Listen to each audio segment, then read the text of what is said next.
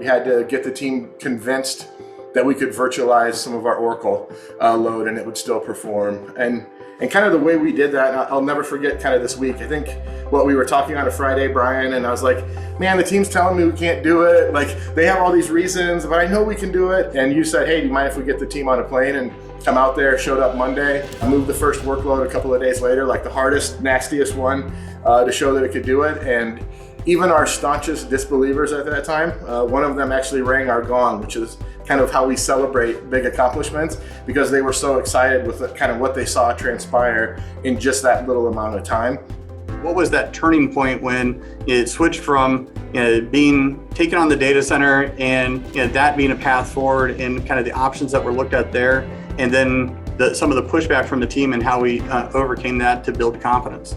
One, we started out in that mode to have Expedient kind of take over the data center, operate it so that we could kind of transform in place, thinking that would be probably the least disruptive. A combination of factors, including the landlord kind of being very proud of the facility, let's just put it that way, from a cost perspective, and some other things led us to rethink that and think what else was possible. We found a co-location facility that's, I call it like basically a driver and a 5-iron away from the building. So we have sub-millisecond kind of latency, great connectivity. And so the decision, at least from me, because I'm a CIO, I think everything's easy, right? So the decision was made, okay, well, let's migrate, consolidate, into as much virtual as we could. And I think the target for the business case was like 100 racks or something like that in the co-location facility. I think we ended up with maybe 7 right now. So really exceeded that. But then primarily moving on to Expedient's VMware powered cloud and kind of eliminating a lot of tech debt while we were going. We had to do some really unique things in that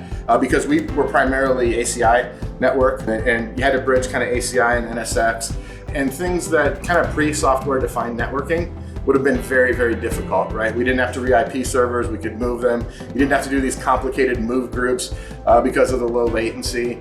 But we had, very, very old versions of Linux, very, very old versions of Oracle, other things that just really hadn't been kept up to date. And so the question is, do you wait and take all the time to modernize those and move them? I think with Expedient and the VMware platform, we got very creative in how to do that basically transparently.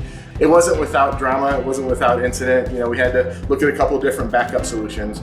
It kind of switched everybody's belief from can't to, hey, let's do this. Now, there were still doubters, out there, and up until even, January, before we closed the thing down in August, there were still some holdouts that thought it might not actually work.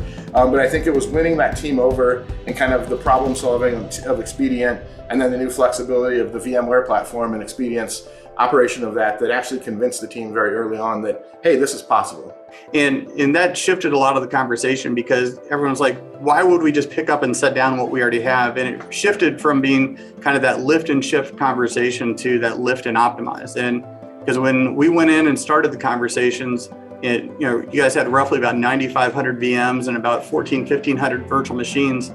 And the final number was about 3,000 machines after all the optimization and prioritizing the right workloads in the right places. So it was a fun project, but I think definitely people were surprised. And I remember also in the first wave we were doing, had a goal to do 1,500 machines in 45 days.